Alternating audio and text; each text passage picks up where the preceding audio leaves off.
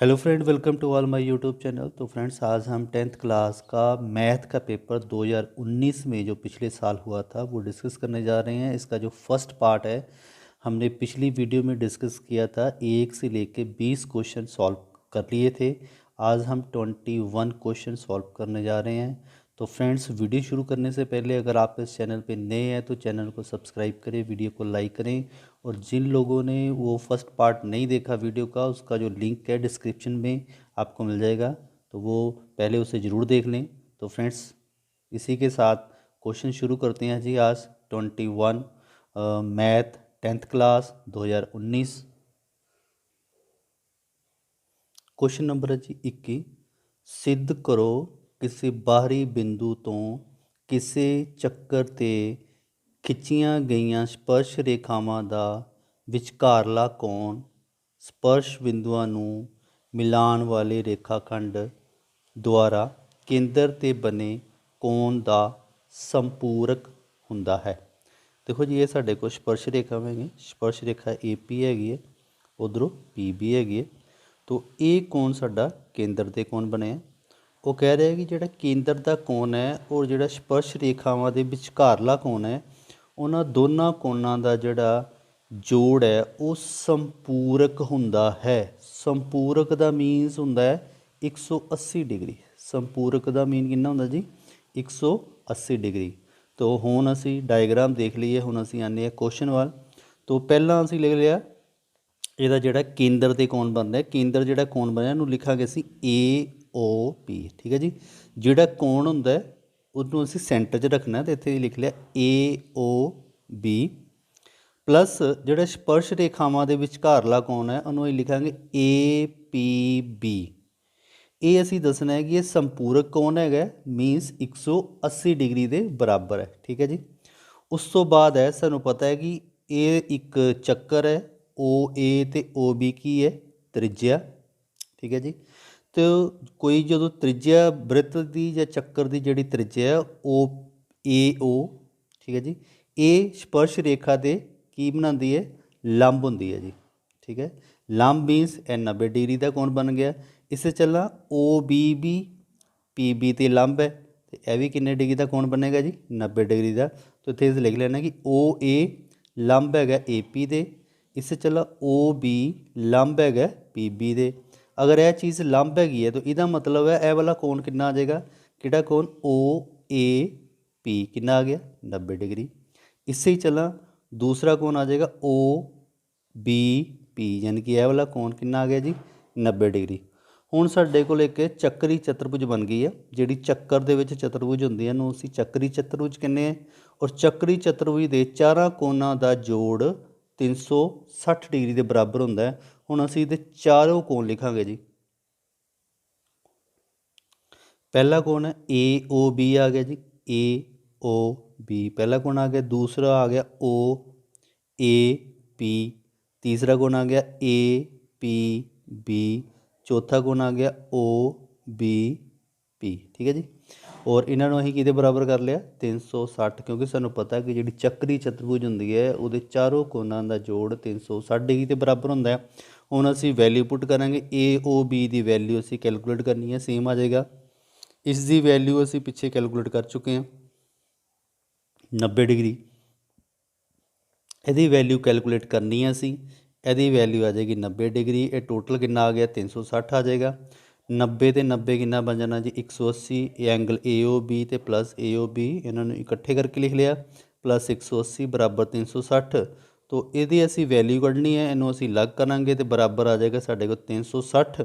180 दूसरी साइड चला जाएगा तो माइनस हो जाएगा, क्योंकि बॉर्डर क्रॉस करके साइन चेंज हो जाएगा दा। तो AOB ਤੇ APB ਜਿਹੜਾ ਐਂਗਲ ਹੈ ਉਹਦਾ ਜੋੜ ਕਿੰਨਾ ਆ ਗਿਆ ਜੀ? 180 डिग्री। ਇਹ ਅਸੀਂ सिद्ध करना ही। तो 180 डिग्री आ गया। ये क्वेश्चन ही साडा स्टार्टिंग हो एंगल AOB जमा एंगल APB बराबर है 180 डिग्री जी। हुण चलते हैं असी नैक्सट क्वेश्चन। क्वेश्चन नंबर 22 है जी। अर्ध व्यास 21 सेंटीमीटर वाले चक्कर दा एक चाप केंद्र ते कोण 60 डिग्री का कोण बनाता है, पता करो। ठीक है जी। तो बहुत ही इंपोर्टेंट क्वेश्चन है, बहुत ही शॉर्ट है। ਕੱਢਣਾ ਕੀ ਇਹਦੇ 'ਚ ਕਹਿੰਦਾ ਕਿ ਚਾਪ ਦੀ ਲੰਬਾਈ ਕੱਢੋ ਅਤੇ ਚਾਪ ਦੁਆਰਾ ਬਣਾਏ ਗਏ ਅਰਧ ਵਿਆਸੀ ਖੰਡ ਦਾ ਖੇਤਰਫਲ। ਇਹ ਸਾਡੇ ਕੋਲ ਚੱਕਰ ਹੈ ਜੀ, ਇਹ ਸਾਡੇ ਕੋਲ ਖੰਡ ਹੈ ਜਿਹਦਾ ਉਹ ਖੇਤਰਫਲ ਦੀ ਗੱਲ ਕਰੇਗਾ ਦਾ, ਠੀਕ ਹੈ ਜੀ। ਚਾਪ ਦੀ ਲੰਬਾਈ ਸਾਡੇ ਕੋਲ ਇਹ ਜਿਹੜੀ ਏ ਬੀ ਹੈ, ਇਹਨੂੰ ਅਸੀਂ ਚਾਪ ਦੀ ਲੰਬਾਈ ਕਹਿੰਦੇ ਹਾਂ ਜੀ। ਇਹ ਏ ਬੀ ਜਿਹੜਾ ਇਹ ਕੀ ਹੈ, ਚਾਪ ਦੀ ਲੰਬਾਈ। तो सब तो पहला असी चाप की लंबाई कैलकुलेट करनी है। चाप की लंबाई जिहड़ी है उसका फार्मूला होंदा है पाई आर थीटा बटा 180 डिग्री जी। पाई की वैल्यू 22/7 है, आर की वैल्यू कितनी है, क्वेश्चन गिवन दिता है 21 सेंटीमीटर जी, 21 सेंटीमीटर लिख दिता। थीटा कितना जी 60 डिग्री बटा आ गया 180 नूं असीं कैंसल करांगे, जीरो ना जीरो कैंसल हो जाएगा, 6 कम 6 6 ती 18, ये आ जाएगा तुहाडे कोल 7 ती 21 7 आ गया, 7 नाल इत्थे 7 कैंसल हो गया, साढ़े को की बच गया जी 22 सेंटीमीटर। तो चाप की लंबाई कितनी आ गई जी 22 सेंटीमीटर, ठीक है जी। हुण असीं इहदा 82 खंड का खेत्रफल कढ़ना है। ये असीं पहले कोई पिछले क्वेश्चन का फार्मूला भी दस्सिया है। 82 खंड का फार्मूला की हुंदा जी, 82 खंड का जिहड़ा खेत्रफल है वो फार्मूला दस्सिया ही पाई आर स्केयर थीटा बटा 360। पाई की वैल्यू आ गई 22/7, आर की वैल्यू आर का स्केयर है 21 गुना 21 आ गया, थीटा आ गया साढ़े को 60 डिग्री, 60/360 कैंसल करता, जीरो ना जीरो कैंसल हो गई, 6 6 36 कैंसल हो गए, 7 या 21 आ गया। फिर आ जाएगा तुहाडे कोल 3 दूनी, इत्थे कट लो 3 दूनी 6 आ गया, तो 11 दूना 22। तो 11 ते जदों असीं 21 नूं मल्टीप्लाई करांगे तो तुहाडे को आ जाएगा 231 सेंटीमीटर स्केयर, इहदा खेत्रफल आ जाएगा 231 सेंटीमीटर स्केयर। नैक्सट क्वेश्चन देखते हैं जी। क्वेश्चन नंबर 23 है, 3 साल पहला रहमान की उम्र सालों विच अते हुण 5 साल बाद की उम्र के उल्ट क्रम जोड़ 1/3 है, तो उसकी वर्तमान उम्र पता करो। बहुत ही इंपॉर्टेंट क्वेश्चन है जी, देखते हैं सॉल्व करते हैं इनू। तो फ्रेंड्स क्वेश्चन थोड़ा लेंथी है, इस कारण इनू असीं इत्थे करना कि मान लो रहमान की जिहड़ी वर्तमान उम्र है असीं मान लैंदे एक्स है जी, ठीक है जी। उस तो बाद कहता कि 3 साल पहला जिहड़ी रहमान की उम्र कितनी होएगी। अगर अज असीं उम्र उहदी रहमान की एक्स मन्ने हैं तो 3 साल पहला कितनी होएगी, 3 साल विचों घटा देंगे, 3 साल पहला की उम्र बन जाएगी जी। 5 साल बाद की गल कर रहे हैं तो अज तो 5 साल बाद, अज अगर उम्र उहदी एक्स है तो प्लस असीं 5 कर देंगे तो कितनी आ जाएगी 5 एक्स प्लस 5, यानी कि 5 साल बाद उम्र आ जाएगी। क्वेश्चन के अनुसार कह रहा है कि उल्ट क्रमां का जोड़, इन्हां दा उल्ट क्रमां का जोड़ जी, इहदा उल्ट क्रम करांगे तो कितना आ जाएगा 1/x-3। दूसरे का भी उल्ट क्रम करांगे तो 1/x-5 बराबर आ जाएगा 1/3। ये सानू क्वेश्चन दे विच दिता है कि इन्हां दे उल्ट क्रम का जिहड़ा जोड़ है वो 1/3 के बराबर हुंदा है, ठीक है जी। हुण असीं सॉल्व करने x-3 ते x प्लस जिहड़ा 5 है इहदा असीं एलसीएम ले लिया। तो एलसीएम लैन दे नाल जदों पूरा पोर्शन असीं इहदे नाल डिवाइड करांगे तो x-3 कैंसल हो जाना। जिस तरह असीं देख लैंदे हैं कि x + 3 है तो x + 5 है, जिहड़ा भी असीं एलसीएम लैंदे हैं उहनूं इस डिनोमीनेटर दे नाल हर दे नाल जिहड़ा असीं उहनूं डिवाइड करने हैं। तो x-3 इत्थे माइनस आना है, तो माइनस ना माइनस कैंसल हो जाना, साडे कोल की बच जाना x + 5, तो इत्थे x + 5 आ गया। इसे चला यह पूरा पोर्शन है, इनू असीं डिवाइड करांगे इहदे नाल x + 5 दे नाल, ते x + 5 कैंसल हो जाना, की बच गया साडे कोल x - 3 बराबर आ गया 1/3। हुण असीं इनू सॉल्व करांगे x ते x कितना आ गया साडे कोल 2x, 5 जमा दे -3, 3 निकल गए, कितना आ गया जी 2 जमा दा बन गया। नीचे असीं ब्रैकेट खोलांगे, जदों असीं मल्टीप्लाई करना हुंदा पहले एक ब्रैकेट ब्रेक करांगे, x आ गया बिच ब्रैकेट ते आ गया x-5, उस तो बाद -3 आ जाएगा तो x-5, ठीक है जी। तो इनू हुण असीं मल्टीप्लाई करांगे, x² आ गया साडे कोल जमा 5x आ गया, उस तो बाद 3 नाल गुणा कीती -3x, साइन चेंज हो जाएगा इहदा -15 आ गया। उस तो बाद आ गया उपर साडे कोल सेम रह गया, नीचे साडे कोल आ गया 5x विचों 3x निकल जाएगा, कितना आ गया 2x तो -15 आ गया जी बराबर 1/3। हुण असीं इनू क्रॉस मल्टीप्लाई गुणा कर देंगे, एक नाल इनू गुणा कर देंगे तो 3 दे नाल इनू गुणा कर देंगे, ठीक है जी। इनू गुणा करके साडे कोल यह चीज़ बन गई। हुण असीं इधर गुणा करनी है, 3 दूनी 6x आ गया तो 3 दूनी 6 इत्थे 6 आ गया। तो सारियां टर्मां नूं असीं इधर लिआवांगे, बराबर आ जाएगा साडे कोल इक्वेशन 0 दे बराबर। साडे कोल की बन गया x square minus 4x minus 21। ठीक है जी। हुण असीं इहदे फैक्टर बनाने हैं। पहलां भी असीं क्वेश्चन च कई वार डिस्कस कर चुके हैं कि फैक्टर ਇਹ ਜਿਹੜਾ ਸਾਡੇ ਕੋਲ ਕੌਂਸਟੈਂਟ ਟਰਮ ਹੈ ਇਹਨੂੰ ਐਕਸ ਸਕੇਅਰ ਕੋਫੀਸ਼ੀਐਂਟ ਦੇ ਨਾਲ ਮਲਟੀਪਲਾਈ ਕਰਦੇ ਹਾਂ, ਇੱਥੇ ਕੁਛ ਨਹੀਂ ਹੈ। ਤੋ ਇਸ ਕਾਰਨ ਇਹਦਾ ਫੈਕਟਰ ਆ ਗਿਆ 21। 21 ਦੇ ਅਸੀਂ ਗੁਣਨਖੰਡ ਬਣਾਉਣੇ ਆ ਅਤੇ 21 ਦੇ ਗੁਣਨਖੰਡ ਕੀ ਬਣਨਗੇ 7 ਤੀਆ 21 ਅਤੇ 7 ਵਿੱਚੋਂ 3 ਕੱਢਾਂਗੇ ਸਾਡੇ ਕੋਲ 4 ਆ ਜਾਂਦਾ। ਤਾਂ ਇਹਨੂੰ ਅਸੀਂ ਪਹਿਲਾਂ ਬ੍ਰੇਕ ਕਰ ਲੈਣਾ, ਇਹਨੂੰ ਅਸੀਂ ਇਸ ਤਰ੍ਹਾਂ ਲਿਖ ਲੈਂਦੇ ਹਾਂ ਬ੍ਰੈਕਟ ਦੇ ਵਿੱਚ ਅਸੀਂ ਕਿ 7 ਮਾਈਨਸ 3x ਯਾਨੀ ਕਿ 7 ਵਿੱਚੋਂ 3 ਕੱਢਾਂਗੇ ਅਤੇ 4 ਆ ਗਏ। ਠੀਕ ਹੈ ਜੀ, ਬਿਲਕੁਲ ਮੈਚ ਕਰ ਰਿਹਾ। 7 ਅਤੇ 3 ਨੂੰ ਗੁਣਾ ਕਰਾਂਗੇ ਅਤੇ 21 ਆ ਰਿਹਾ। तो इनू असी इक्वेशन दे विच लिख देंगे। उस तो बाद एक्स स्केयर इहदी ब्रैकेट खोलांगे, माइनस 7x आ गया, माइनस माइनस प्लस हो गया जी, जमा 3x आ गया, माइनस 21 आ गया। हुण असी इन्हां चों कॉमन कड्डांगे एक्स बाहर आ जाएगा, इत्थे बच गया एक्स, इत्थे बच गया साडे कोल 7, जमा इहदे चों 3 कॉमन आ गया, एक्स आ गया माइनस 7 बराबर आ गया 0। एक्स माइनस 7 इधर भी है तो इधर भी है, इनू असी कॉमन कड्डांगे, साडे कोल की बच गया एक्स जमा 3 बराबर है 0। तो एक्स की वैल्यू आ गई साढ़े को 0। तो एक्स बराबर कि आ जाएगा 7 दे। तो सिमिलरली जो साडा दूसरा गुणनखंड है एक्स जमा 3 बराबर 0, तो एक्स की वैल्यू कितनी आ गई माइनस 3। तो माइनस 3 तो उम्र हो नहीं सकती, इनू असी निगलैक्ट कर देंगे, साडा आंसर आ जाएगा जी 7। हुण अगर असीं इस क्वेश्चन नूं चैक करना है कि साडा आंसर सही है या नहीं है, इनू असीं चैक भी कर सकते हैं। चलो इस क्वेश्चन नूं एक बार चैक करते हैं। तो फ्रेंड्स असी पहला लैट की कि रहमान की उम्र ही एक्स साल, तो हुण साडे कोल किन्ने एक्स की वैल्यू कितनी आ गई जी 7 साल आ गई। उस तो बाद पहला ही 3 साल पहला उहदी उम्र ही एक्स माइनस 3, तो एक्स कितना आ गया 7 माइनस 3 कितनी आ गई 4 साल, बिल्कुल ठीक है जी।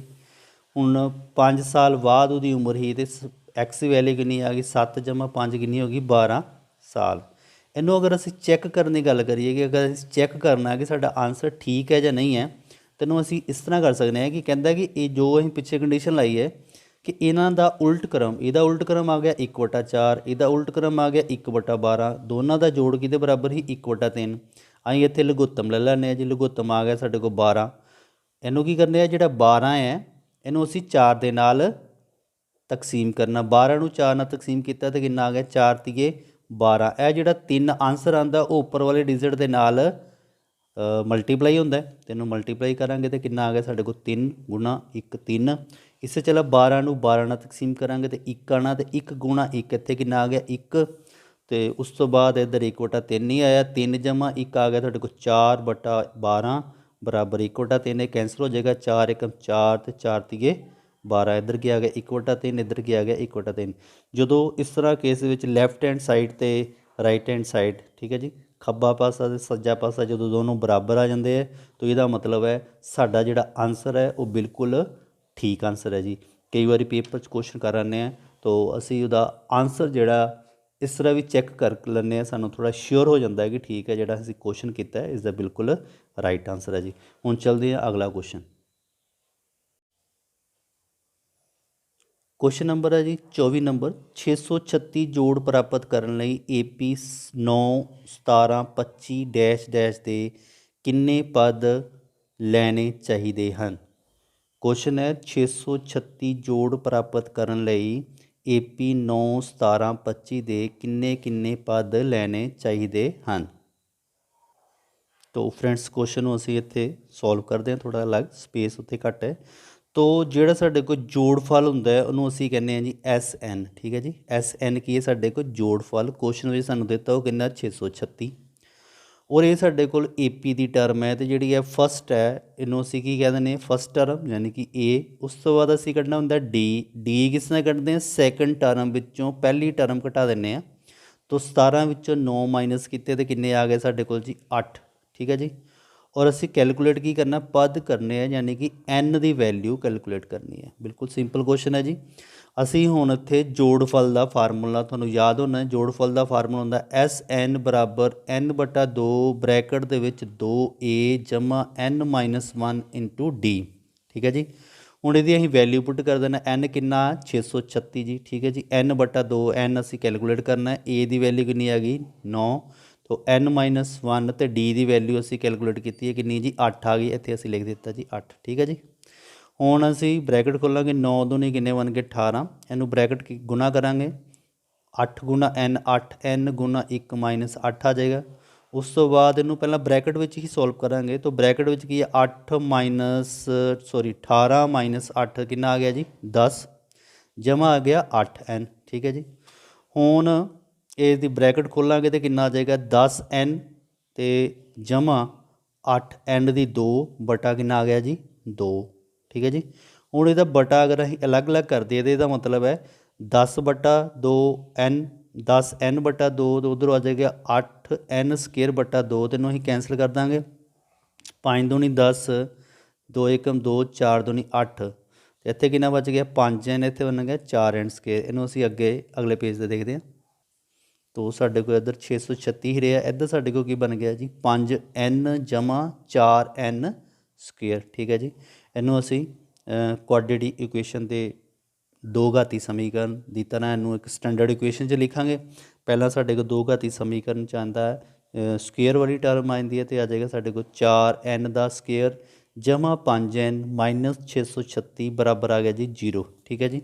ਇਹਦੇ ਹੁਣ ਅਸੀਂ ਫੈਕਟਰ ਜਿੱਦਾਂ ਅਸੀਂ ਪਹਿਲਾਂ ਫੈਕਟਰ ਬਣਾਏ ਸੀ ਅਤੇ ਇਹ ਕੁਐਸਚਨ ਥੋੜ੍ਹਾ ਲੈਂਥੀ ਹੈ ਇਸ ਕਾਰਨ ਇਹਦੇ ਫੈਕਟਰ ਬਣਾਉਣ 'ਚ ਦਿੱਕਤ ਆਉਂਦੀ ਕਾਫੀ ਸੋਚਣਾ ਪੈਂਦਾ ਹੈ। ਤੋ ਜਿੰਨੀ ਦੇਰ ਤੱਕ ਸੋਚਣਾ ਸਾਡੇ ਕੋਲ ਇੱਕ ਦੋ ਘਾਤੀ ਸਮੀਕਰਨ ਦਾ ਫਾਰਮੂਲਾ ਹੁੰਦਾ ਅਸੀਂ ਇਹਦੇ ਨਾਲ ਵੀ ਡਿਸਕ੍ਰੀਮੈਂਟ ਅਤੇ ਫਾਰਮੂਲੇ ਨਾਲ ਵੀ ਇਹਨੂੰ ਕੈਲਕੂਲੇਟ ਕਰ ਸਕਦੇ ਹਾਂ। ਉਹ ਫਾਰਮੂਲਾ ਕੀ ਹੈ ਕਿ ਮਾਈਨਸ ਬੀ ਹੈ plus minus B square minus 4ac ਬਟਾ ਆ ਜਾਏਗਾ ਸਾਡੇ ਕੋਲ 2a। ਠੀਕ ਹੈ ਜੀ। ਇਹ ਡਿਸਕ੍ਰੀਮੈਂਟ ਦੇ ਵਿੱਚ ਅਸੀਂ ਫਾਰਮੂਲਾ ਦੋ ਘਾਤੀ ਸਮੀਕਰਨ 'ਚ ਕਾਫੀ ਯੂਜ਼ ਕੀਤਾ ਹੈ। ਉਸ ਤੋਂ ਬਾਅਦ ਆ ਗਿਆ -5 b ਦੀ ਵੈਲਿਊ ਇਸ ਕੁਐਸਚਨ ਦੇ ਵਿੱਚ ਅਸੀਂ ਦੇਖ ਲੈਂਦੇ ਹਾਂ ਕਿ a ਦੀ ਵੈਲਿਊ ਸਾਡੇ ਕੋਲ ਕਿੰਨੀ ਆ ਜਾਣੀ 4 b ਦੀ ਵੈਲਿਊ ਕਿੰਨੀ ਆ ਜਾਣੀ 5 c ਦੀ ਵੈਲਿਊ ਕਿੰਨੀ ਆ ਜੀ -636 ਜੀ। ਇੱਥੇ ਵੈਲਿਊ ਪੁੱਟ ਕਰਤੀ ਇੱਥੇ ਆ ਗਿਆ ਸਾਡੇ ਕੋਲ b ਦਾ ਸਕੇਅਰ 5 ਦਾ ਸਕੇਅਰ ਮਾਈਨਸ 4 ਗੁਣਾ 4 ਮਾਈਨਸ 636 ਥੱਲੇ a ਦੀ ਵੈਲਿਊ ਕਿੰਨੀ ਸੀ ਜੀ 4। ਠੀਕ ਹੈ ਜੀ। ਹੁਣ ਇਹਦਾ ਸਕੇਅਰ ਕਰਤਾ 25 ਆ ਗਿਆ ਇਹਦਾ ਸਕੇਅਰ ਕਰਾਂ ਗੁਣਾ ਕਰਾਂਗੇ 4 ਗੁਣਾ 4 ਗੁਣਾ 636 ਗੁਣਾ ਕਰਾਂਗੇ ਅਤੇ ਆ ਜਾਣਾ ਸਾਡੇ ਕੋਲ 10,176। ਠੀਕ ਹੈ ਜੀ। ਇਹਦੇ ਵਿੱਚ 25 ਜਮ੍ਹਾਂ ਕੀਤਾ ਅਤੇ ਕਿੰਨਾ ਆ ਗਿਆ 10,201 ਬਣ ਗਿਆ ਅਤੇ ਥੱਲੇ ਆ ਗਿਆ ਸਾਡੇ ਕੋਲ 8। ਠੀਕ ਹੈ ਜੀ। ਇਹਦਾ ਅਸੀਂ ਸਕੇਅਰ ਰੂਟ ਕੈਲਕੂਲੇਟ ਕਰਾਂਗੇ। ਸਕੇਅਰ ਰੂਟ ਕਿੱਦਾਂ ਕੈਲਕੂਲੇਟ ਕਰਦੇ ਸਕੇਅਰ ਰੂਟ ਕਰਨ ਵਾਸਤੇ ਕੀ ਹੈ ਅਸੀਂ ਪਹਿਲਾਂ ਪੇਅਰ ਬਣਾ ਲੈਣੇ ਇਹਦੇ तो पहले इनू एक नाल करांगे एक आ गया। उस तो बाद यह जोड़ा पूरा पेयर बनाया वो नीचे आ जाएगा 0 तो 2। उस तो बाद की करते हैं असी यह जोड़ा साडे कोल आंसर आंदा 1 ते 1 नूं 2 1 ते 1 2 जमा कर लैने तो इनू 2 आ गया साडे कोल किहड़े डिजिट नाल गुणा करांगे इनू असीं 0 नाल करांगे। ठीक है जी। क्योंकि अगर असीं एक नाल भी गुणा कर देना साडे कोल 1 ही आ जाता है तो असीं 0 नाल गुणा किया तो कितना आ गया 0। उस तो बाद दूसरा पेयर आ जाएगा नीचे तो 0 2 ਤੇ ਆ ਜਾਏਗਾ 0 1 201 ਬਣ ਗਿਆ। ਹੁਣ ਅਸੀਂ 1 ਦੇ ਨਾਲ ਇਹਨੂੰ ਜਦੋਂ ਮਲਟੀਪਲਾਈ ਕਰਾਂਗੇ ਇੱਕ ਇੱਥੇ ਆ ਜਾਏਗਾ ਇੱਕ ਇੱਥੇ ਆ ਜਾਏਗਾ ਕਿੰਨਾ ਆ ਗਿਆ 201। ਤੋ ਕਹਿ ਦਾ ਮੀਨਸ ਹੈ ਕਿ ਇਹਦਾ ਜਿਹੜਾ ਸਕੇਅਰ ਰੂਟ ਹੈ ਉਹ ਸਾਡੇ ਕੋਲ ਕਿੰਨਾ ਆ ਗਿਆ ਜੀ 101। ਠੀਕ ਹੈ ਜੀ। ਇਹਦਾ ਸਕੇਅਰ ਰੂਟ 101 ਆ ਗਿਆ ਬਾਕੀ ਸਾਰਾ ਸੇਮ ਰਹਿ ਗਿਆ ਜੀ। ਹੁਣ ਅਸੀਂ ਸੋਲਵ ਕਰਾਂਗੇ ਇਹਨੂੰ। ਹੁਣ ਇਹਦੇ ਅੱਗੇ ਸਾਡੇ ਕੋਲ ਦੋ ਮੂਲ ਨਿਕਲਦੇ ਆ। ਠੀਕ ਹੈ ਨਾ। ਇੱਕ ਨੂੰ ਅਸੀਂ ਐਲਫਾ ਕਹਿ ਦਿੰਦੇ ਹਾਂ ਇੱਕ ਨੂੰ ਅਸੀਂ ਬੀਟਾ ਕਹਿ ਦਿੰਦੇ ਹਾਂ। तो पहले रूट च की करते हैं इनू असीं प्लस करना है क्योंकि इत्थे साडे कोल दो साइन होंदे प्लस ते माइनस एक बार प्लस करना तो एक बार माइनस करना। तो जदों इनू असीं प्लस करांगे तो साडे कोल कितना आ गया -5 जमा 101 कितना आ जाना 96 96 बटा 8 तो 12 8 96 12 आ जाएगा। ये एक मूल कितना आ गया इसदा 12। दूसरा असीं यह प्लस की जगह तो की करांगे माइनस तो माइनस करांगे तो कितना आ जाएगा -106।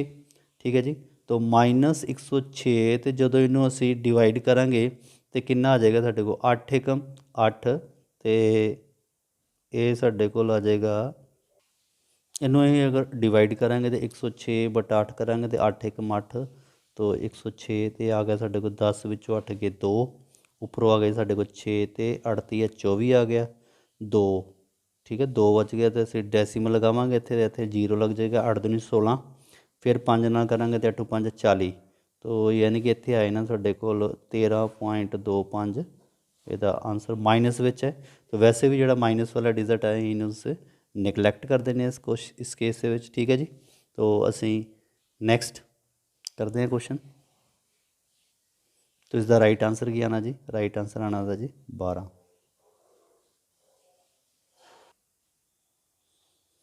ਨੈਕਸਟ ਕੁਐਸਚਨ ਦੇਖਦੇ ਹਾਂ ਜੀ। ਕੁਐਸਚਨ ਨੰਬਰ 26 ਹੈ। ਉਚਾਈ ਹੈ 220 ਸੈਂਟੀਮੀਟਰ ਅਤੇ ਆਧਾਰ ਵਿਆਸ ਹੈ 24 ਸੈਂਟੀਮੀਟਰ।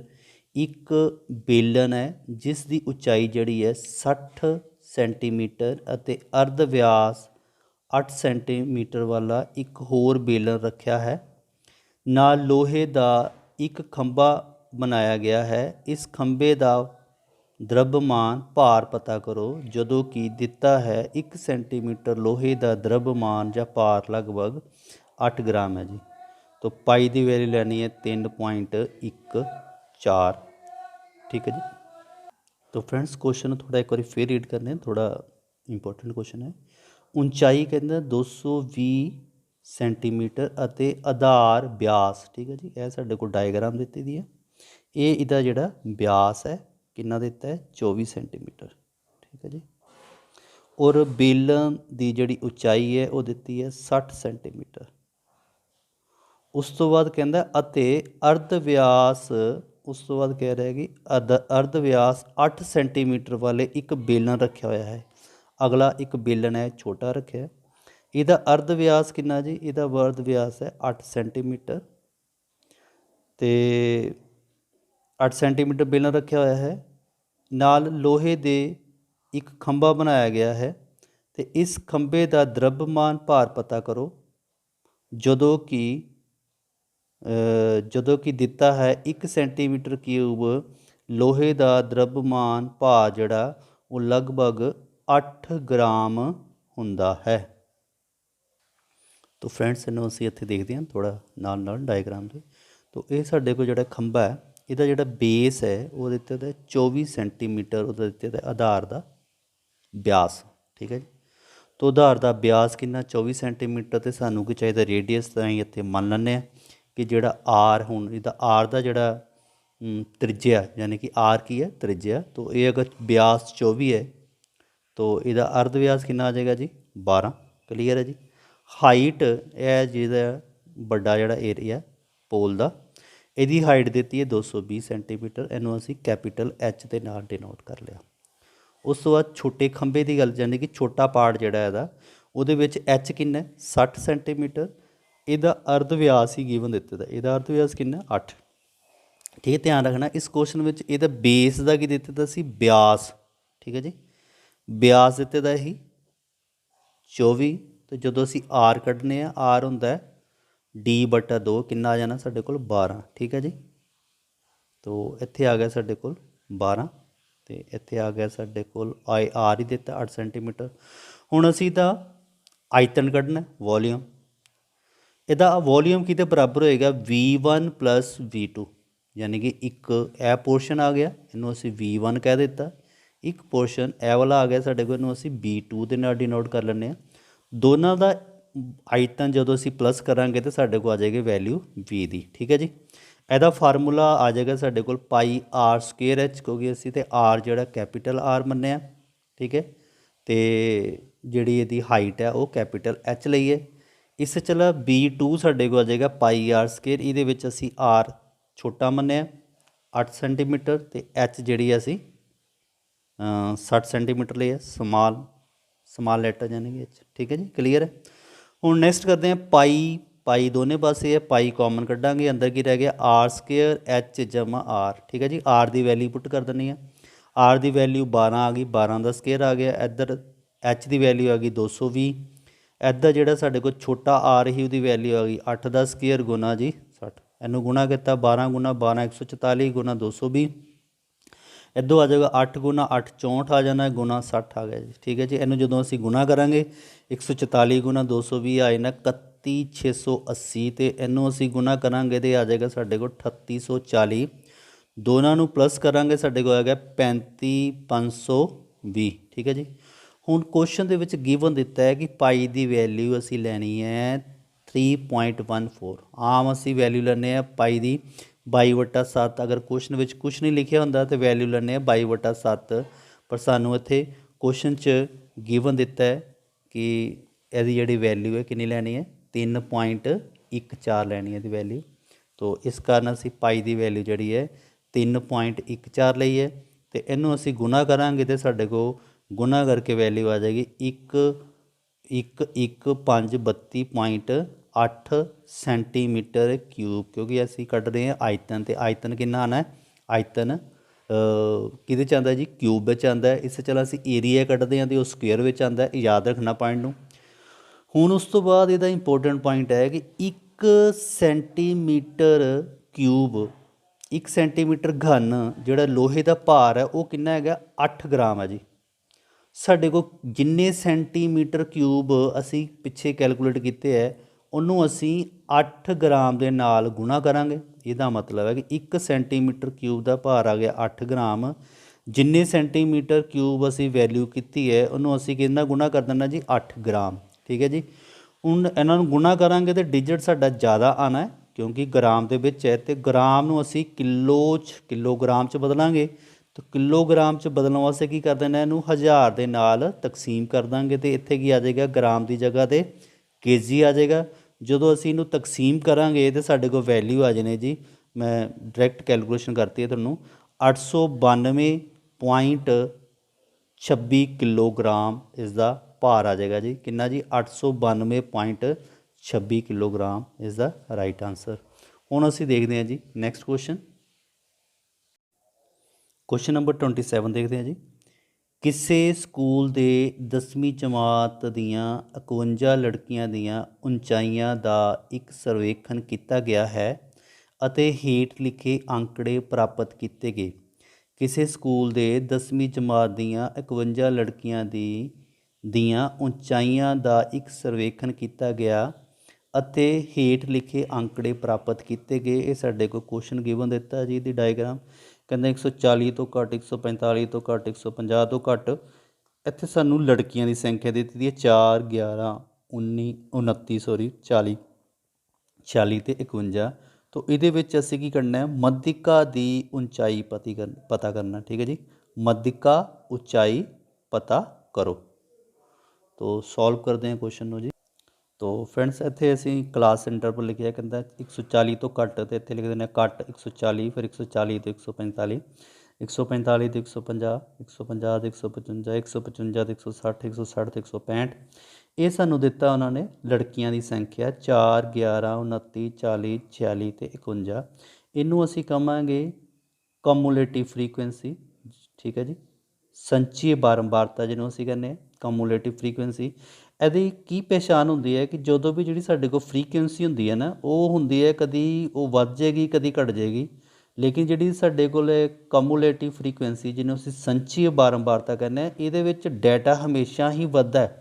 ਜਿਸ ਤਰ੍ਹਾਂ ਦੇਖੋ 4, 11, 29, 40, 46, 51 ਇਹ ਵੱਧਦਾ ਹੀ ਜਾ ਰਿਹਾ। तो इत्थों सानू आइडिया लगता है कि ये जिहड़ी है फ्रीकुएंसी नहीं हो सकती, ये लगातार वधदी जा रही है। तो ये सानू देती है संची बारंबारता। संची बारंबारता तो असी फ्रीकुएंसी यदि कड्डांगे। वो फ्रीकुएंसी किद्दां कड्ढनी है, देखो कि पहला साडे कोल 4 है, असीं इसे लिख लिया 4।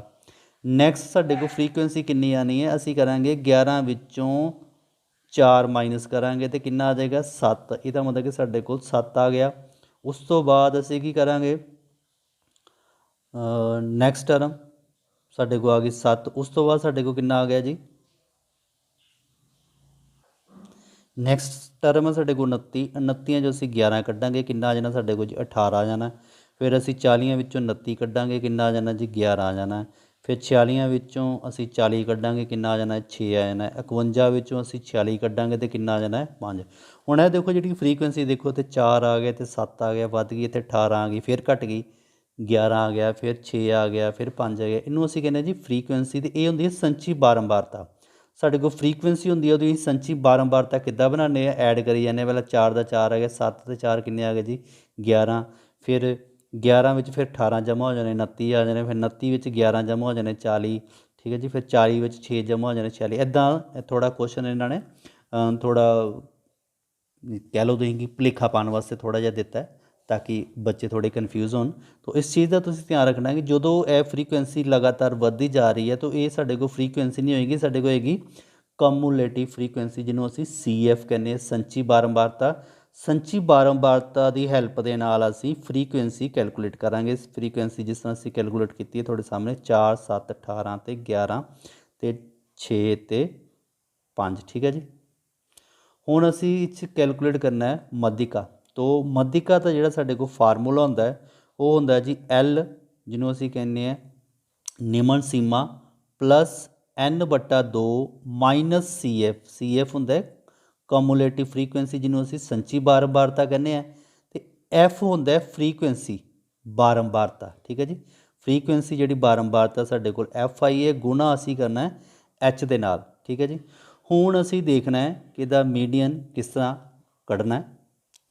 ਤੋ ਸਭ ਤੋਂ ਪਹਿਲਾਂ ਅਸੀਂ ਦੇਖਾਂਗੇ ਕਿ ਇਹਦੇ ਵਿੱਚ ਜਿਹੜੀ ਸਭ ਤੋਂ ਹਾਈਐਸਟ ਫਰੀਕੁਐਂਸੀ ਕਿਸ ਕਲਾਸ ਇੰਟਰਵਲ ਦੀ ਹੈ ਜੀ। ਅਤੇ ਮੈਂ ਸਰਕਲ ਕੀਤਾ ਹੈ, ਇਹ ਸਭ ਤੋਂ ਵੱਡੀ ਫਰੀਕੁਐਂਸੀ ਕਿੰਨੀ ਹੈ ਜੀ 18। ਠੀਕ ਹੈ ਜੀ, ਔਰ ਇਹਦਾ ਜਿਹੜਾ ਸਾਹਮਣਾ ਕਲਾਸ ਇੰਟਰਵਲ ਹੈ ਉਹ ਕਿਹੜਾ 145 ਅਤੇ 150। ਠੀਕ ਹੈ ਜੀ, ਇਹਦੀ ਜਿਹੜੀ ਨਿਮਨ ਸੀਮਾ ਉਹ ਸਾਡੇ ਕੋਲ ਕੀ ਹੋਏਗੀ L ਹੋਏਗੀ। ਠੀਕ ਹੈ ਜੀ, ਤੋ ਇਹ ਸਾਡੇ ਕੋਲ ਕਲਾਸ ਇੰਟਰਵਲ 150, 45 ਅਤੇ 150, ਅਤੇ ਇਹ ਆ ਗਿਆ ਸਾਡੇ ਕੋਲ L। ਠੀਕ ਹੈ ਜੀ, L ਦੀ ਵੈਲਿਊ ਕਿੰਨੀ ਆ ਗਈ, ਯਾਨੀ ਕਿ ਨਿਮਨ ਸੀਮਾ 1/45।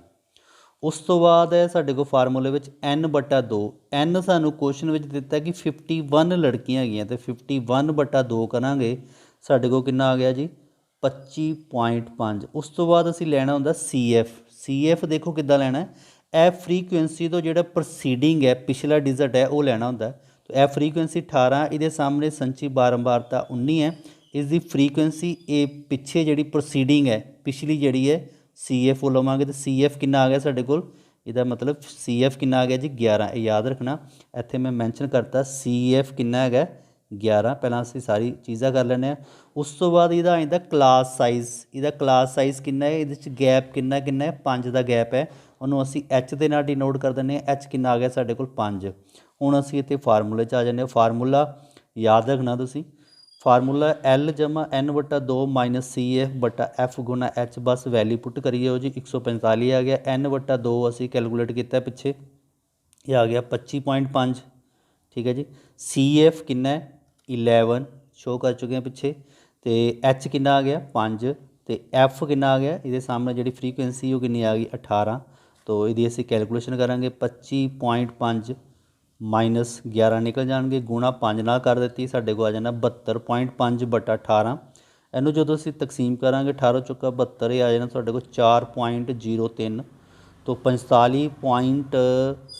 145 ਵਿੱਚ ਅਸੀਂ ਐਡ ਕਰਾਂਗੇ 4.03, ਅਤੇ ਇਹਨੂੰ ਜਦੋਂ ਐਡ ਕਰਨਾ ਥੋੜ੍ਹਾ ਧਿਆਨ ਰੱਖ, 145 ਹੈ, ਇਹਦੇ 'ਚ ਕੋਈ ਡੈਸੀਮਲ ਨਹੀਂ ਹੈ, ਅਤੇ ਇਹਦਾ ਡੈਸੀਮਲ ਐਂਡ 'ਤੇ ਸ਼ੋਅ ਕਰ ਲੈਣਾ। ਅਤੇ ਇਹ ਜਦੋਂ ਅਸੀਂ ਐਡ ਕਰਨਾ ਤਾਂ ਡੈਸੀਮਲ ਦੇ ਨੀਚੇ ਯਾਨੀ ਕਿ ਦਸ਼ਮਲਵ ਦੇ ਨੀਚੇ ਦਸ਼ਮਲਵ ਆਉਣਾ ਹੈ। ਇਹਨੂੰ ਅਸੀਂ ਐਡ ਕਰਾਂਗੇ 3 ਆ ਗਿਆ, 0 ਆ ਗਿਆ, ਦਸ਼ਮਲਵ ਆ ਗਿਆ, 5 ਅਤੇ 4 9 ਆ ਗਿਆ, 4 ਆ ਗਿਆ, ਅਤੇ 1 ਆ ਗਿਆ। ਤੋ ਇਹ ਸਾਡੇ ਕੋਲ ਵੈਲਿਊ ਕਿੰਨੀ ਆ ਗਈ 149.03 ਇਜ਼ ਦਾ ਰਾਈਟ ਆਂਸਰ ਆ ਗਿਆ ਜੀ। ਹੁਣ ਅਸੀਂ ਦੇਖਦੇ ਹਾਂ ਨੈਕਸਟ ਕੁਐਸਚਨ।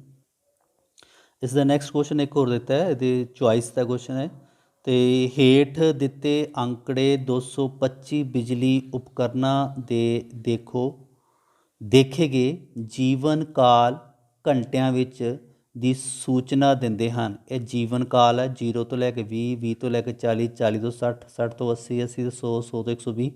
ਇਹ ਬਾਰੰਬਾਰਤਾ ਦਿੱਤੀ ਹੈ ਜਿਹਨੂੰ ਅਸੀਂ ਕਹਿੰਦੇ ਹਾਂ ਫਰੀਕੁਐਂਸੀ 10, 35, 52, 61। ਠੀਕ ਹੈ ਜੀ, ਔਰ ਇਹਨਾਂ ਦਾ ਕੀ ਕੱਢਣਾ ਅਸੀਂ ਬਾਹੂਲਕ ਕੱਢਣਾ। ਬਹੁਤ ਇੰਪੋਰਟੈਂਟ ਕੁਐਸਚਨ ਹੈ, ਪਿਛਲੇ ਕੁਐਸਚਨ ਅਸੀਂ ਕੱਢਿਆ ਸੀ ਮੱਧਿਕਾ, ਇਹਦੇ ਵਿੱਚ ਕੀ ਕੱਢਣਾ ਬਾਹੂਲਕ। ਠੀਕ, ਬਾਹੂਲਕ ਜੀਵਨ ਕਾਲ ਪਤਾ ਕਰਨਾ।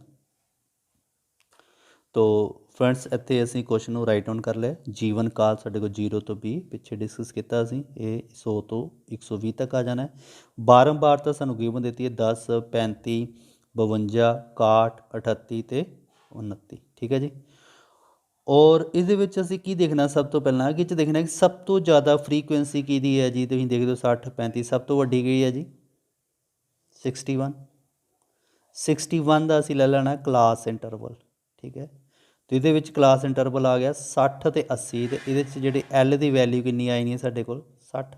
ਠੀਕ ਹੈ ਜੀ, ਇਹ ਜਿਹੜੀ ਮੈਕਸੀਮਮ ਫਰੀਕੁਐਂਸੀ ਆਈ ਹੈ ਇਹਨੂੰ ਅਸੀਂ ਡਿਨੋਟ ਕਰਨੇ ਆ F1। ਅਤੇ ਇਹਦਾ ਮੀਨਸ ਹੈ ਕਿ F1 ਕਿੰਨਾ ਆ ਗਿਆ ਸਾਡੇ ਕੋਲ 61, L ਕਿੰਨਾ ਆ ਗਿਆ 60। ਉਸ ਤੋਂ ਬਾਅਦ F0 ਆਉਂਦਾ ਫਾਰਮੂਲੇ 'ਚ, ਅਤੇ F0 ਹੁੰਦਾ ਜਿਹੜੀ ਪਿਛਲੀ ਫਰੀਕੁਐਂਸੀ ਹੈ, ਅਤੇ F0 ਕਿੰਨਾ ਆ ਗਿਆ ਸਾਡੇ ਕੋਲ 52, ਅਤੇ F2 ਹੁੰਦਾ ਇਸ ਤੋਂ ਅਗਲੀ ਫਰੀਕੁਐਂਸੀ ਹੈ ਉਹ ਕਿੰਨੀ ਆ ਗਈ ਜੀ 38।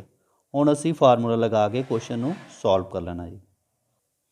ਹੁਣ ਕੁਐਸਚਨ ਦੇਖਦੇ ਹਾਂ ਮੋਡ, ਤੇ ਸਾਡੇ ਕੋਲ ਮੋਡ ਦਾ ਫਾਰਮੂਲਾ L ਜਮਾ F1 ਮਾਈਨਸ F0 ਥੱਲੇ ਬ੍ਰੈਕਟ 'ਚ ਆ ਜਾਂਦਾ ਬਟਾ 2 ਗੁਣਾ F1 minus F0 minus F2 ਗੁਣਾ H। तो फ्रेंड्स ये ਤੁਹਾਨੂੰ ਫਾਰਮੂਲਾ ਯਾਦ ਰੱਖਣੇ ਪੈਣਾ ਹੈ। ਜਦੋਂ ਤੁਹਾਨੂੰ ਫਾਰਮੂਲਾ ਇਹ ਯਾਦ ਹੋਏਗਾ ਬਸ ਅਸੀਂ ਵੈਲਿਊ ਪੁੱਟ ਕਰਨੀ ਹੈ ਤੇ ਫਟਾਫਟ ਕੁਐਸਚਨ ਨਿਕਲ ਜਾਣਾ ਹੈ। L ਅਸੀਂ ਕੈਲਕੂਲੇਟ ਕੀਤਾ ਪਿੱਛੇ ਕਲਾਸ ਇੰਟਰਵਲ 'ਚ ਨਿਮਨ ਸੀਮਾ 60 ਆ ਗਈ, F1 61 ਆ ਗਿਆ, F0 ਜਿਹੜਾ 52 ਆ ਗਿਆ, ਤੇ ਇੱਥੇ 2 F1 61 ਆ ਗਿਆ, F0 52 ਆ ਗਿਆ, ਮਾਈਨਸ 38 ਆ ਗਿਆ, ਤੇ ਇਹਨੂੰ ਅਸੀਂ ਸੋਲਵ ਕਰਾਂਗੇ। ਸੋਲਵ ਕਰਕੇ ਸਾਡੇ ਕੋਲ ਆ ਜਾਣਾ 51 ਵਿੱਚੋਂ 52 ਨਿਕਲ ਗਿਆ ਜੀ 9 ਆ ਗਿਆ, ਇਹਨੂੰ ਗੁਣਾ ਕਰ ਲਿਆ 122 ਆ ਗਿਆ, ਇਹਨੂੰ ਦੋਨਾਂ ਨੂੰ ਪਲੱਸ ਕਰਾਂਗੇ ਤਾਂ ਕਿੰਨਾ ਆ ਗਿਆ 90 ਗੁਣਾ B H ਇਹਦਾ ਕਲਾਸ ਸਾਈਜ਼ ਹੈ, ਇੱਥੇ H ਕਿੰਨਾ ਆ ਗਿਆ ਜੀ 20। ਠੀਕ ਹੈ, ਇਹਦੇ 'ਚ ਡਿਫਰੈਂਸ ਹੈਗਾ ਸੀ 0 ਤੋਂ 20, 20 ਤੋਂ 40। ਤੇ ਉਸ ਤੋਂ ਬਾਅਦ ਜੀ 122 ਵਿੱਚੋਂ ਅਸੀਂ 90 ਕਢਾ ਲੈਣਾ, ਕਿੰਨਾ ਬਣ ਜਾਣਾ 32, ਇਹਨੂੰ ਕੈਂਸਲ ਕਰ ਦਿਓ ਤੁਸੀਂ। ਠੀਕ ਹੈ ਜੀ, ਤੇ ਆ ਜਾਏਗਾ 10 ਦੂਣਾ 20 ਤੇ 16 ਦੂਣਾ 32, 9 ਤੇ 10 ਗੁਣਾ ਕਰਾਂਗੇ 90 ਬਟਾ ਕਿੰਨਾ ਆ ਗਿਆ 16। तो कटिंग भी कर सकते हैं लेकिन सीधा इनू असी डिवाइड कर लेना 60 जमा 5.625 इनू डिवाइड करके इन्ना आ गया। टोटल करांगे, टोटल फिर ध्यान ना करना कि 60 इहदा दशमलव नहीं दिता, दशमलव इदा कर लेना सी, थल्ले आ जाएगा 5, दशमलव के नीचे दशमलव लिख के इनू असी ऐड कर लेने, इनू प्लस करांगे 5 2 6 5 ते 6, ये साडे को आ जाएगा 65.625 का आंसर आ जाएगा जी बहुलक का। तो हुण देखते हैं इसका लास्ट क्वेश्चन है। लास्ट क्वेश्चन है जी इस पेपर का 28th क्वेश्चन है। पड़ताल करो कि समीकरणों का जोड़ x जमा 3 बराबर 6 x जमा 2x माइनस 3y बराबर 12 संगत है। जेकर इस तरह है तो इन्हों ग्राफ द्वारा हल करो। वैरी वैरी इंपॉर्टेंट क्वेश्चन है, 6 नंबर का क्वेश्चन है, इनू असी ग्राफ के राही हल करना है। तो लास्ट क्वेश्चन है जी, इनू थोड़ा बहुत ही ध्यान के नाल देखते हैं। तो सब तो पहला असी इनू इदा इक्वेशन लिख लें, राइट ऑन कर लें कापी दे। यह साडे को फस्ट इक्वेशन दे दी, इनू असीं दे दी सैकेंड इक्वेशन। ग्राफ विच की है, असी पहला फस्ट इक्वेशन सॉल्व करांगे, ये पॉइंट कैलकुलेट करांगे, उस तो बाद सैकेंड इक्वेशन सॉल्व करांगे, तो उस तो बाद असी ग्राफ के पॉइंट लवांगे। तो सब तो पहला देख लें जी, यह इक्वेशन साडे को फस्ट है, तो फ्रॉम फस्ट इक्वेशन तो चलते हैं। तो ये असी एक्स नू अलग कर लें, कोई एक वैल्यू अलग कर लें, असी ये एक्स की वैल्यू अलग करांगे, एक्स बराबर आ जाएगा 6 माइनस 3y। हुण की करांगे, ये वाई दे विच असी वैल्यू पुट करांगे तो एक्स की वैल्यू आटोमैटिकली साडे कोल आ जाएगी। असी सपोज करो पहले केस विच वाई की वैल्यू 1 लैंने, ठीक है जी, इत्थे 1 लिख दिता, ये साडे कोल इक्वेशन ये है। ये वाई की वैल्यू 1 पुट की, इनू सॉल्व करांगे तो कितना आ गया साडे कोल, एक वैल्यू पुट करती इत्थे तो 3 आ गया, 6 विचों 3 गए, कितना आ गया 3। इनू असी इत्थे ग्राफ बना लैंने, इत्थे लिखता एक्स, इत्थे लिख लिया वाई। हुण असी वाई की वैल्यू कितनी पुट की 1, तो एक्स की वैल्यू कितनी आई साडे कोल 3, ठीक है जी। इससे चलना असी वाई की वैल्यू 2 पुट करने, तो इत्थे 2 आ जाएगा, तो 3 गुणा 2 कितना आ गया 6, 6 माइनस 6 कितना आ गया 0। हुण असी की कीता, वाई की वैल्यू पुट की 2, इत्थे 2 आ गया वाई की जगह, तो एक्स की वैल्यू कितनी आया साडे कोल रिजल्ट 0। इससे चलना असी वाई की वैल्यू 3 पुट करांगे, तो 3 आ जाएगा, 3 3 9, 6 माइनस 9 माइनस 3, इत्थे पुट करांगे 3, तो एक्स की वैल्यू कितनी आ गई -3। चाहे तुम यह वैल्यू 2 वैल्यू भी लै सकते हो, 2 वैल्यू नाल भी ग्राफ बन जाता है, लेकिन मैं एक वैल्यू एक्सट्रा लै रहा ताकि 3 वैल्यू लवांगे, साडा ग्राफ जिहड़ा थोड़ा ठीक बनेगा। वैसे तुसीं 2 वैल्यू दे नाल भी कट सकते हो, पेपर में थोड़ा टाइम का भी ध्यान रखना होंदा है, तो 2 वैल्यू दे नाल भी काम चल सकता है। नैक्सट साडे कोल दूसरी इक्वेशन है। दूसरी इक्वेशन है जिहड़ी सानूं गिवन दित्ती है 2x माइनस 3y बराबर है 12। ये असी 2x अलग करांगे, साडे को आएगा 12 जमा 3y, तो एक्स की वैल्यू कड्डांगे 12 जमा 3y बटा 2, ठीक है जी। ये भी असी वाई की वैल्यू पुट करांगे, पहला असी वाई की वैल्यू पुट की है -2, ठीक है जी, -2 पुट की, कितना आ गया 3 दूनी 6, तो 12 में 6 की 6 बटा 2 साडे को कितना आ गया 3। तो सेम टेबल बनाता, तो वाई की वैल्यू कितनी पुट की -2, तो एक्स बराबर कितना आ गया 3। लेकिन जो तुम वाई की वैल्यू कोई भी पुट कर सकते हैं, 2 पुट कर सकते हैं, -1 है, लेकिन थोड़ा असी यह ध्यान रखते हैं कि जी साडे कोल वैल्यू निकलनी है वो थोड़ी डेसीमल दे विच ना आए, पॉइंटा विच सानू ग्राफ लैण दी दिक्कत होंदी है, तो इस कारण कोई भी वैल्यू माइनस प्लस की असी ਥੋੜਾ ਐਡਜਸਟ ਕਰਕੇ ਦੇਖ ਲੈਂਦੇ ਹਾਂ ਕਿ ਜਿਹਦੇ ਨਾਲ ਕੈਲਕੂਲੇਸ਼ਨ ਈਜ਼ੀ ਹੋ ਜੇ। ਉਸ ਤੋਂ ਬਾਅਦ ਅਸੀਂ y ਦੀ ਵੈਲਿਊ -4 ਪੁੱਟ ਕਰਦੇ ਹਾਂ। 4 ਪੁੱਟ ਕੀਤਾ ਤਾਂ ਕਿੰਨਾ ਆ ਗਿਆ 12, 12 - 12 0 ਹੋ ਗਿਆ, 0/2 ਕਿੰਨਾ ਆਣਾ 0। ਇਹਦਾ ਮਤਲਬ ਕਿ y ਦੀ ਵੈਲਿਊ ਕਿੰਨੀ ਪੁੱਟ ਕੀਤੀ ਅਸੀਂ -4 ਅਤੇ ਆਨਸਰ ਕੀ ਆ ਗਿਆ 0। ਨੈਕਸਟ ਅਸੀਂ y ਦੀ ਵੈਲਿਊ 0 ਪੁੱਟ ਕਰ ਦਿੰਦੇ ਹਾਂ ਅਤੇ ਇਹ 0 ਬਣ ਜਾਣਾ। 12 12 ਨੂੰ ਕੈਂਸਲ ਕੀਤਾ ਅਤੇ ਕਿੰਨਾ ਆ ਗਿਆ ਸਾਡੇ ਕੋਲ 6। ਤੋ y ਦੀ ਵੈਲਿਊ ਪੁੱਟ ਕਿੰਨੀ ਕੀਤੀ 0 ਅਤੇ x ਦੀ ਵੈਲਿਊ ਕਿੰਨੀ ਆ ਗਈ 6। ਠੀਕ ਹੈ ਜੀ। ਹੁਣ ਇਹ ਜਿਹੜੇ ਸਾਡੇ ਕੋਲ ਦੋ ਟੇਬਲ ਬਣ ਗਏ ਆ, ਇਸ ਤੋਂ ਅਸੀਂ ਗ੍ਰਾਫ ਬਣਾਉਣਾ। ਤੋ ਦੇਖਦੇ ਹਾਂ ਕੁਐਸਚਨ ਨੂੰ ਅੱਗੇ ਗ੍ਰਾਫ ਪੇਜ ਦੇ ਦੇਖਦੇ ਹਾਂ ਜੀ। ਤੋ ਫਰੈਂਡਸ ਇਹ ਸਾਡੇ ਕੋਲ ਗ੍ਰਾਫ ਪੇਜ ਹੈ, ਇਹ ਤੁਹਾਨੂੰ ਪੇਪਰ ਵਿੱਚ ਐਗਜ਼ਾਮੀਨਰ ਪ੍ਰੋਵਾਈਡ ਕਰਾਉਣਗੇ। ਤੋ ਇਹ ਗ੍ਰਾਫ ਅਸੀਂ ਕਿਸ ਤਰ੍ਹਾਂ ਕਰਨਾ ਹੈ, ਸੈਂਟਰ ਦੇ ਵਿੱਚ ਇੱਕ ਲਾਈਨ ਲਗਾ ਲੈਂਦੇ ਹਾਂ। ਠੀਕ ਹੈ, ਕ੍ਰੋਸ ਦੇ ਵਿੱਚ ਇਹ ਜਿਹੜੀ ਹੋਰੀਜ਼ੈਂਟਲ ਲਾਈਨ ਹੈ ਇਹਨੂੰ ਅਸੀਂ ਕਹਿੰਦੇ ਹਾਂ ਐਕਸ ਐਕਸਿਸ। ਇਹ ਆ ਗਿਆ ਸਾਡੇ ਕੋਲ ਐਕਸ ਹੈ। ਠੀਕ ਹੈ ਜੀ। ਅਤੇ ਇੱਧਰ ਆ ਜਾਂਦਾ ਸਾਡੇ ਕੋਲ, ਇਹਨੂੰ ਅਸੀਂ ਕਹਿ ਦਿੰਦੇ x dash. X dash means ਹੁੰਦਾ ਕਿ ਇੱਧਰ ਜਿਹੜੀਆਂ ਨੈਗੇਟਿਵ ਵਾਲੀ ਟਰਮ ਹੋਣਗੀਆਂ, ਰਿਣਾਤਮਕ, ਇੱਧਰ ਪੋਜ਼ੀਟਿਵ ਟਰਮਾਂ ਹੋਣੀਆਂ। ਇਸੇ ਤਰ੍ਹਾਂ ਸਾਡੇ ਕੋਲ ਇਹ ਜਿਹੜਾ ਵਰਟੀਕਲ ਐਕਸਿਸ ਹੈ ਇਹਨੂੰ ਅਸੀਂ ਕਹਿੰਦੇ ਹਾਂ ਵਾਈ ਐਕਸਿਸ। ਤੋਂ ਨੀਚੇ ਜਿਹੜਾ ਸਾਡੇ ਕੋਲ ਵਾਈ ਡੈਸ਼ ਹੈ ਇਹ ਨੈਗੇਟਿਵ ਵਾਲਾ ਹੁੰਦਾ। ਠੀਕ ਹੈ ਜੀ, ਕਲੀਅਰ ਹੋ ਗਿਆ। ਇੱਧਰ ਵਾਲਾ ਪੋਰਸ਼ਨ ਪਲੱਸ ਵਾਲਾ ਆ ਗਿਆ 1 2 3, ਇੱਧਰ ਵਾਲਾ ਵੀ ਪਲੱਸ ਵਾਲਾ ਆ ਗਿਆ 1 2 3 4, ਇੱਧਰ ਵਾਲਾ ਮਾਈਨਸ ਵਾਲਾ ਆ ਗਿਆ 1 2 3 4। ਠੀਕ ਹੈ ਜੀ, ਇਸੇ ਚੱਲਣਾ ਇੱਧਰ ਵੀ ਮਾਈਨਸ ਵਾਲਾ ਆ ਗਿਆ 1 2 3 4। ਹੁਣ ਅਸੀਂ ਟੇਬਲ ਦੇ ਅਕੋਰਡਿੰਗ ਇਹਦੀ ਗ੍ਰਾਫ ਲੈਣਾ। ਤਾਂ ਪਹਿਲਾਂ ਅਸੀਂ ਫਸਟ ਇਕੁਏਸ਼ਨ ਦੇਖਦੇ ਹਾਂ। ਅਤੇ ਫਸਟ ਇਕੁਏਸ਼ਨ ਵਿੱਚ ਸਾਡੇ ਕੋਲ ਹੈ ਪਹਿਲਾ ਪੁਆਇੰਟ ਹੈ x 3 ਹੈ ਅਤੇ y 1 ਹੈ। ਤਾਂ ਅਸੀਂ ਦੇਖਣਾ ਜੀ x 3। ਠੀਕ ਹੈ ਜੀ, x 3 ਅਤੇ y 1, x 3 y 1। ਤਾਂ ਅਸੀਂ ਕੀ ਕਰਨਾ x 3 ਯਾਨੀ ਕਿ x ਐਕਸਿਸ ਦੇ ਇਹ ਵੈਲਿਊ ਆਈ ਨਹੀਂ ਹੈ 3, ਉੱਧਰੋਂ y ਦੀ ਵੈਲਿਊ ਹੈਗੀ ਹੈ 1 ਅਤੇ ਇੱਧਰੋਂ 1 ਇੱਧਰ ਆ ਗਿਆ। ਉੱਧਰੋਂ 1 ਵਾਲੀ ਸਾਈਡ ਤੋਂ ਚੱਲਣਾ, ਉੱਧਰੋਂ 3 ਵਾਲੀ ਸਾਈਡ ਚੱਲਣਾ। ਜਿੱਥੇ ਪੁਆਇੰਟ ਮਿਲੇਗਾ ਉੱਥੇ ਅਸੀਂ ਨਿਸ਼ਾਨ ਲਗਾ ਲੈਣਾ। ਔਰ ਇਸ ਪੁਆਇੰਟ ਨੂੰ ਸਾਨੂੰ ਪਤਾ ਲੱਗੇ ਤਾਂ ਇਹਨੂੰ ਅਸੀਂ ਥੋੜ੍ਹਾ ਸਰਕਲ ਕਰ ਲੈਂਦੇ ਹਾਂ ਤਾਂ ਕਿ ਸਾਨੂੰ ਪਤਾ ਲੱਗੇ ਕਿ ਇਹ ਸਾਡਾ ਪੁਆਇੰਟ ਹੈ। ਠੀਕ ਹੈ ਜੀ, ਇਹਨੂੰ ਸਰਕਲ ਦੇ ਵਿੱਚ ਕਰ ਲਿਆ। ਔਰ ਇੱਥੇ ਅਸੀਂ ਪੁਆਇੰਟ ਡੈਸੀਮਲ ਇੱਥੇ ਲਿਖ ਦਿੱਤਾ, ਜਿਹੜਾ ਸਾਡੇ ਕੋਲ ਪੁਆਇੰਟ ਸੀ 3 ਅਤੇ 1। ਠੀਕ ਹੈ ਜੀ, 3 1 ਤੋਂ ਪਤਾ ਲੱਗ ਜਾਂਦਾ ਹੈ ਕਿ ਇਹ ਸਾਡੇ ਕੋਲ x ਵਾਲਾ ਪੁਆਇੰਟ ਹੈ, ਇਹ ਸਾਡੇ ਕੋਲ y ਵਾਲਾ ਪੁਆਇੰਟ ਹੈ। ਅਤੇ ਕਲੀਅਰ ਹੈ ਜੀ, x ਦੀ ਵੈਲਿਊ 3 ਹੈ, y ਦੀ ਵੈਲਿਊ 1 ਹੈ। ਹੁਣ ਅਸੀਂ ਦੇਖਦੇ ਹਾਂ ਦੂਸਰਾ ਪੁਆਇੰਟ। ਦੂਸਰਾ ਪੁਆਇੰਟ ਹੀ ਕਿ x 0 ਹੈ ਅਤੇ y 2 ਹੈ। ਹੁਣ x 0 ਲੈਣਾ ਅਤੇ y 2। x 0 ਤਾਂ ਇੱਥੇ ਰਹੇਗਾ, y ਦੀ ਵੈਲਿਊ 2 ਹੈ ਅਤੇ y ਦੀ ਵੈਲਿਊ 2 ਇੱਥੇ ਆ ਗਈ ਜੀ। ਦੇਖ ਰਹੇ ਹੋ ਤੁਸੀਂ, ਇਹ ਆ ਗਈ ਸਾਡੇ ਕੋਲ y ਦੀ ਵੈਲਿਊ 2। ਇਹਨੂੰ ਵੀ ਅਸੀਂ ਸਰਕਲ ਦੇ ਵਿੱਚ ਕਰ ਲੈਣਾ ਤਾਂ ਕਿ ਸਾਨੂੰ ਪੁਆਇੰਟ ਦਾ ਧਿਆਨ ਰਹੇ ਕਿ ਸਾਡਾ ਪੁਆਇੰਟ ਹੈ। ਇੱਥੇ ਅਸੀਂ ਦੇ ਨਾਲ ਇਹਦਾ ਪੁਆਇੰਟ ਲਿਖ ਲੈਣਾ 0 ਅਤੇ 2। ਠੀਕ ਹੈ ਜੀ, 0 ਅਤੇ 2। ਨੈਕਸਟ ਤੀਸਰਾ ਪੁਆਇੰਟ ਹੈ। ਤੀਸਰਾ ਪੁਆਇੰਟ ਹੈ x -3 ਅਤੇ y ਵੀ -3। ਹੁਣ x -3 ਹੈ ਤਾਂ ਇੱਧਰ ਦੇ ਜਮ੍ਹਾਂ ਵਾਲੇ x -3 x ਸਾਨੂੰ ਇੱਧਰ ਆਏਗਾ।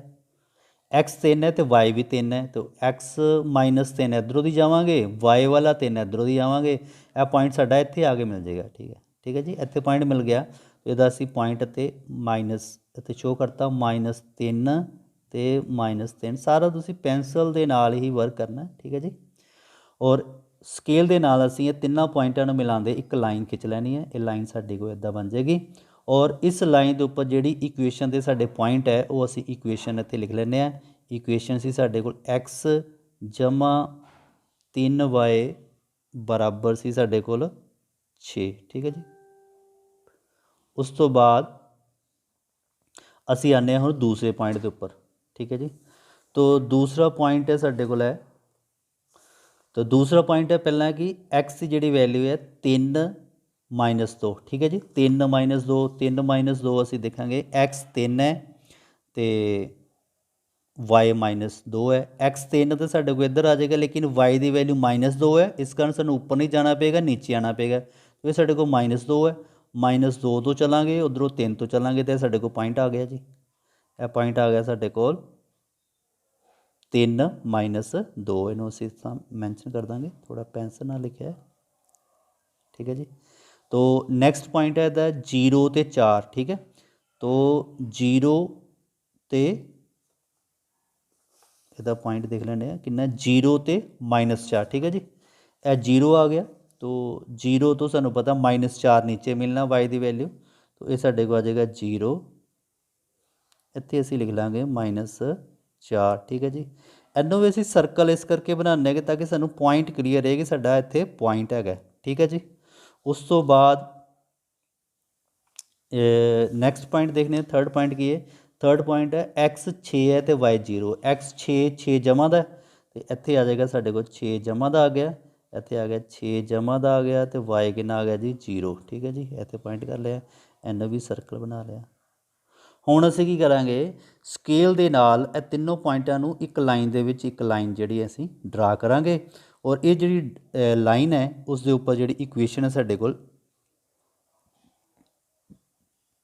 2x minus 3y is equal to 12। ਠੀਕ ਹੈ ਜੀ, ਇਹ ਇਕੁਏਸ਼ਨ ਅਸੀਂ ਲਿਖ ਲੈਣੀ ਹੈ। ਹੁਣ ਅਸੀਂ ਦੇਖੋ ਕਿ ਸਾਡਾ ਗ੍ਰਾਫ ਕਿੱਥੇ ਕੱਟ ਰਿਹਾ। ਠੀਕ ਹੈ ਜੀ, ਦੇਖੋ ਬਿਲਕੁਲ ਸਹੀ ਬਣ ਰਿਹਾ ਗ੍ਰਾਫ, ਬਿਲकुल ਕੱਟ ਰਿਹਾ ਗ੍ਰਾਫ ਕਿੱਥੇ ਕੱਟ ਰਿਹਾ, ਇਸ ਪੁਆਇੰਟ ਦੇ ਉੱਪਰ ਕੱਟ ਰਿਹਾ। ਹੁਣ ਇਸ ਪੁਆਇੰਟ ਦੇ ਜਿਸ ਪੁਆਇੰਟ ਦੇ ਗ੍ਰਾਫ ਕੱਟ ਰਿਹਾ ਹੈ ਉਹਦੀ ਅਸੀਂ ਵੈਲਿਊ ਕੈਲਕੂਲੇਟ ਕਰਨੀ ਹੈ ਜੀ। ਹੁਣ ਇਹਦਾ ਪੁਆਇੰਟ ਦੀ ਅਗਰ ਵੈਲਿਊ ਕਰੀਏ ਤਾਂ ਇਹ ਪੁਆਇੰਟ ਦੀ ਵੈਲਿਊ ਕੀ ਹੈ, ਇਹ ਵਹੀ ਹੋਏਗੀ ਵੈਲਿਊ, ਇਹਦੀ ਵੈਲਿਊ ਹੋਏਗੀ ਕਿ x 6 ਹੈ ਤੇ y ਕਿੰਨਾ ਹੈ 0। ਤੋ ਜਿਸ ਪੁਆਇੰਟ ਦੇ ਗ੍ਰਾਫ ਸਾਡਾ ਕੱਟ ਰਿਹਾ ਹੈ ਉਹ ਸਾਡਾ ਆਨਸਰ ਹੋਏਗਾ ਇਸ ਕੁਐਸਚਨ ਦੇ ਵਿੱਚ। ਤੋ ਇਹ ਆ ਗਿਆ ਸਾਡੇ ਕੋਲ ਸੋਲਿਊਸ਼ਨ ਜਿਹੜਾ ਅਸੀਂ ਕੱਢਿਆ, x ਦੀ ਵੈਲਿਊ ਕਿੰਨੀ ਆ ਗਈ ਜੀ 6 ਤੇ y ਦੀ ਵੈਲਿਊ ਕਿੰਨੀ ਆ ਗਈ ਜੀ 0। ਤੋ ਫਰੈਂਡਸ ਜਿਸ ਤਰ੍ਹਾਂ ਅਸੀਂ ਇਕੁਏਸ਼ਨ ਨੂੰ ਪਿਛਲੇ ਜਿਹੜੀਆਂ ਸਾਡੇ ਕੋਲ ਦੋ ਇਕੁਏਸ਼ਨ ਹੈ ਇਹਨੂੰ ਅਸੀਂ ਸਬਸਟੀਟਿਊਸ਼ਨ ਮੈਥਡ ਦੇ ਨਾਲ ਵੀ ਸੋਲਵ ਕਰ ਸਕਦੇ ਹਾਂ, ਐਲੀਮੀਨੇਸ਼ਨ ਮੈਥਡ ਦੇ ਨਾਲ ਵੀ ਸੋਲਵ ਕਰ ਸਕਦੇ ਹਾਂ। ਅਗਰ ਤੁਸੀਂ ਇਕੁਏਸ਼ਨ ਨੂੰ ਕਿਸੇ ਵੀ ਮੈਥਡ ਦੇ ਨਾਲ ਸੋਲਵ ਕਰੋਗੇ ਉਹਦਾ ਆਨਸਰ ਤਾਂ ਵੀ x ਦੀ ਵੈਲਿਊ 6 ਆਏਗਾ ਤੇ y ਦੀ ਵੈਲਿਊ 0 ਆਏਗਾ। ਲੇਕਿਨ ਅਸੀਂ ਇੱਥੇ ਕੁਐਸਚਨ ਨੂੰ ਗ੍ਰਾਫਿਕਲੀ ਸੋਲਵ ਕੀਤਾ ਹੈ। ਤੋ ਗ੍ਰਾਫਿਕਲੀ ਸੋਲਵ ਕਰਨ ਤੋਂ ਜਿੱਥੇ ਗ੍ਰਾਫ ਸਾਡਾ ਕੱਟ ਰਿਹਾ ਹੈ ਉਹਦੀ ਜਿਹੜੀ ਵੈਲਿਊ ਹੈ ਉਹ ਸਾਡੇ ਕੋਲ ਇਸਦਾ ਆਨਸਰ ਹੋਏਗਾ। ਤਾਂ ਇਹਦਾ ਮੀਨਸ ਹੈ x ਦੀ ਵੈਲਿਊ ਸਾਡੇ ਕੋਲ ਆ ਗਈ 6 ਤੇ y ਦੀ ਵੈਲਿਊ ਆ ਗਈ 0। ਤਾਂ ਫਰੈਂਡਸ ਮੈਂ ਉਮੀਦ ਕਰਦਾ ਕਿ ਅਗਰ ਤੁਹਾਨੂੰ ਵੀਡੀਓ ਚੰਗੀ ਲੱਗਦੀ ਹੈ ਤਾਂ ਵੀਡੀਓ ਨੂੰ ਜ਼ਿਆਦਾ ਤੋਂ ਜ਼ਿਆਦਾ ਲਾਈਕ ਕਰੋ, ਜ਼ਿਆਦਾ ਤੋਂ ਜ਼ਿਆਦਾ ਸ਼ੇਅਰ ਕਰੋ ਤਾਂ ਕਿ ਜਿਹੜੇ ਸਟੂਡੈਂਟਸ 10th ਕਲਾਸ ਦੀ ਤਿਆਰੀ ਕਰ ਰਹੇ ਹੈ ਜਾਂ ਜਿਹੜੇ ਸਟੂਡੈਂਟਸ ETT ਦੀ ਤਿਆਰੀ ਕਰ ਰਹੇ ਹੈ ਤਾਂ ਉਹਨਾਂ ਵਾਸਤੇ ਕਾਫੀ ਹੈਲਪਫੁਲ ਮਟੀਰੀਅਲ ਹੈ। ਤੋ ਧੰਨਵਾਦ, ਜੈ ਹਿੰਦ।